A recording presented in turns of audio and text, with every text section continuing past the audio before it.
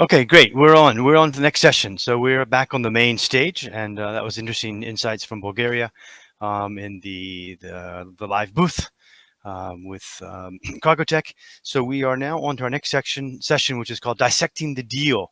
And the idea here was to go through a new deal that's been won in the last 6 months or so for a Central European digital service providers. And we have Trevor Coyne from Ops Talent, who is going to join us in 1 second. And the idea here is that, well, you know what I'll do? I'm going to explain that when you jump into the other stream. So we're on now 10:25 to 10:45, an insight into a new deal won by Ops Talent and why perhaps that got done. So see you in 1 minute.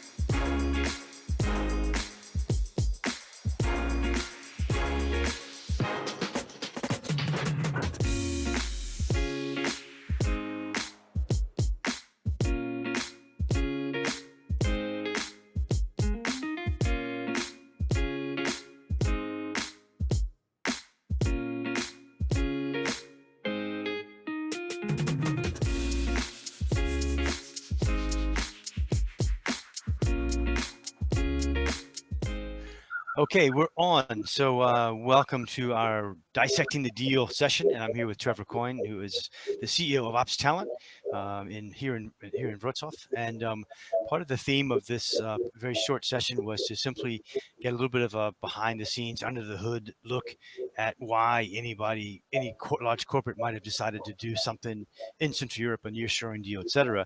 But broader than just the particular deal, we also want to discuss why the nearshoring becomes a bit more popular in the current moment, given COVID, et cetera. But Trevor, introduce yourself, please, first of all, and then tell us a bit about the topic we're discussing. Sure. So, hi everyone. My name is Trevor Coyne. I'm the CEO and co-founder of Ops Talent. We're an outsource delivery firm with specializations on the customer experience side and digital and technology. And we deliver, our core delivery is from Poland, so we're a nearshore delivery company. And I suppose moving on to your point, Tom, so I mean, most definitely we have seen a large and significant pickup in deal flow and traffic since Corona started. And we can clearly see that is being driven by business that's flowing back from the Philippines and India and other jurisdictions where they've had a clear struggle with home-based delivery. And it's simply because there isn't always consistent and reliable personal infrastructure around energy and networks and so forth. So, and I think that has made people rethink their outsourcing strategy as well, because obviously Poland as a nearshore location is not cost comparable with say the India and the Philippines of the world. But most definitely it's a quality play, it's European based, it's going to favor companies that really value their brands, because it's going to have a lot closer cultural alignment and affinity and things. So I mean, we've won a lot of business already as a result of that. We just recently signed a deal with the third largest logistics company in North America. They're also the largest e-commerce package delivery business in North America. And who that is? Can you name names? Yeah, I can. It's Lasership. So for them, they had clearly had concerns around delivery and consistent and high quality delivery during Corona and this new world that we find ourselves in. So, fortunately or unfortunately, it has been a big benefit for Poland. And I think a shot in the arm, and others I know in the industry are benefiting from same. Yeah. Okay. And in terms of flights, do you think that the inability for people to fly to Philippines, India, whatever, is that also a factor in some of this, the travel restrictions that are so prevalent everywhere? Most definitely, yeah, yeah. Because I mean, that's obviously it's one of the benefits of having near-shore delivery, and that's that the client can be involved every step of the way, whether it's from the onboarding side all the way through to constantly trying to upgrade and improve service delivery. So it's very easy for them to come across. So that's clearly in the back of people's minds when this new world that we find ourselves in and how it's all going to play out and uh, you know, will there be more lockdowns and so forth? So from a practical point of view, yes, I would definitely think this is Okay. an Okay. important point. So since we've titled this subject "Dissecting the Deal," let's dissect the deal. So Yeah. tell us a bit more from the beginning. How did you meet them? How did they meet you? How did you even start the first conversation? How long did it take? Have they visited here? Not visited here? Give us a bit more of the nitty gritty details and what you've learned. You may be giving out some trade secrets to other guys who are your competitors, but let's dissect the deal a little bit. Yeah, well, I mean, look, it all happened very, very fast because the market is moving fast and but people have to get back to business and they have to take decisions and part of that is selecting your outsourcing partner and so most definitely the clients that have come into us of recent where we've seen large uptick. Some are existing clients and e-commerce based companies who have been running support from the Philippines and India, a mix, clearly having serious problems that was impacting their company and brand. And those types of deals happen very, very fast. We So just give me an example of you say a big problem. What's a big problem that they had with Philippines or India? yeah, quality of delivery. So and big gaps in workforce delivery because people not having been able to work from home and to have acceptable infrastructure. Yeah. So trying to work with a very kind of piecemeal based delivery while people were scampering around trying to fill the holes and things, but obviously there's clear personal infrastructure problems that aren't people's fault, but so companies are looking at that and so it has fallen into our lap, yeah. Okay.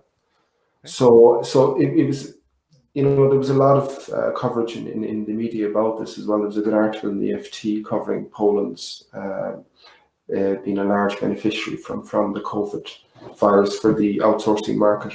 So I think companies are just reaching out. I mean, it's coming through our personal networks. I mean, the new client business that we've taken in and then our recommendations, which is predominantly where our business comes from. So but people move very, very fast. So I mean, in the types of deals we take in, they can take anything up to 12 months by the time the deal beds in from when you start having the conversation. This was the type of stuff that was getting turned around in less than a month, 3 weeks. So it was very fast, but there was existing relationships in a lot of it. Yeah. And is this a primarily an IT programming type of project, or does it also include customer service languages? How much of that? How Yeah. much language is a role in this particular deal? Well, this is the interesting thing. So it's predominantly around the customer experience management piece and so inbound English customer care to be specific. Okay. And when I started the business at Ops Talent, I always thought the sweet spot was the ability of the local talent pool to deliver multilingual customer care. Hmm. But as it transpired over time, we ended up doing English-based delivery and quickly I was able to see that we had people that had fantastic English. I mean, as an example, we deliver English inbound support, IT support and customer care for the largest provider of rural broadband in the UK. And we initially started with these guys for out of office hour services and their headquarters is in Abingdon in Oxfordshire in the UK. And within 4 to 5 months, we were having better quality service across all metrics, and they ended up outsourcing all of the service delivery to us. And that was a clear to show us how good the delivery in English-based language was from a Polish workforce. And in fact, actually, a lot of the people had better English skills on the Polish side, because you're having people with master's degrees and who have very, very clean and articulate English, as opposed to someone who might have not done their O levels in the UK, because a person with that level of education won't do that role. So this is very, very important. As a result of Corona, a lot of this business is coming from English-based jurisdictions. So it's clear Poland is well able and is a fantastic location to deliver English-based delivery, not just the multilingual side. Yeah, that's interesting, because I would have thought that in English language delivery that you'd be at a disadvantage versus the Philippines or India, but perhaps given as you said, the nearshoring trend, the idea to be closer, maybe it's a key factor given the COVID situation. Yeah. Yeah, absolutely. And even obviously there's such an overlap with some of the countries we deliver into, especially the UK and Ireland. A lot of Polish people that work for us in our workforce, they've previously lived in the UK or Ireland, so they understand the countries, that cultural affinity piece is there, and then they can pick up on the local language and things, and yeah, so it worked very well. Do you require them to have an Irish accent as well? Well, if you can understand anyone, pal, yeah. So and They have to recharge there. They have to recharge. Yeah. and the workforce. How many of your team at Ops Talent are now physically in your office, and how many are remotely working? And I mean, I think that subject's sort of been beat to death in the world, the remote work Yeah. scene. But I'm curious how many of your team are actually in the office, and do you see a path that they're going to come back, or just going to be a permanent remote work? Well, right now we're floating between, I'd say, about 5 and 8% of the workforce is coming into the Wow, office. wow, And small, uh, small. and again, surprisingly, I mean, we had to react terribly quickly, like anyone else, and we're surprised at how well it's working. It's working Okay. really, really well. But the other side of it, I think it's just a classic case of human psyche. It's always a classic overshoot. I mean, the homework is fantastic, and everyone's going crazy for it right now. But I think the truth of it is that when we rebalance again, it's going to be a mix of home and then people coming to the office. People, you at least 50% of the people want to work in an office environment. They just like the energy and coming to work and the whole routine. And so then the other 50% say want to work from home. And so I think overall it's going to be a blended model. I mean, we're trying to learn as we go. We're trying to listen to our people and see what they want. Our plan, we think, is it's going to blend back to a kind of a rotation-based model.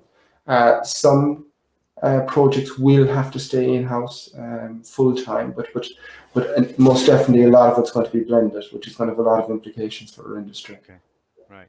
And in terms of other markets, geographic markets, and for you guys, or even for anyone else, I'm curious if you think that, I mean, UK is a natural for you guys so far. But are there other markets that are particularly ripe for more of this? Is it Scandinavia? Is it Germany? I mean, someone mentioned to me Iceland recently. We've had Australia panel this morning. Other particular markets where that doors need to be knocked on that are not being knocked on right now? Yeah, I think the Irish market is a very, very good market. You Huh. know, it's the economy is doing really well there. It's got a huge technological base of top tech-based businesses out of the US having their foothold Yeah. in European headquarters there, and massive shortage of talent there. You know, it's just like a recession is good for the outsourcing industry Right. because people want to cut costs, right? But more importantly, the political capital is within organizations to take these types of decisions. Absolutely. And so Absolutely. I think it's a good time. But yeah, the Irish market's a very interesting market. Yeah, the market's flying there, and then I would say there's more of a shortage proportionately across leading sectors than there would in other European countries. Okay. And the price point is high in Ireland, so it Yes. makes the cost attractiveness of a nearshore location even more attractive. Okay. Okay, good. Well, Trevor, let's wrap up there. Thank you very much for a little dissecting the deal, telling us, showing a little bit of some of the trade secrets there and information about how you guys are winning new businesses. So thanks for that. And while we have everyone on stage here, I will also announce that we're now going into the so-called networking session, where we say meet 5 new people in 15 minutes. And this networking session, just so everyone knows, and hopefully you do the same thing, Trevor, is on the Hopin platform. To the left-hand navigation bar, you'll see the word networking. You go there and you got a 3 minutes random networking. It's kind of fun. It's kind of different. You're going to meet some new people for 3 minutes. It's pleasant. And that's what we're doing now. And then we're back on at 11:15 with the UK panel. And we've got 3 or 4 people on that panel. So in the meantime, have a cup of coffee, have a little relax, check your emails, but do go into the networking session all together at the same time, the next 15 minutes. That makes it work. So, Trevor, perhaps see you there. Thank you very much for your time. Very much so. Thank you too, Tom. Bye bye. Good. Thanks, guys. See you shortly.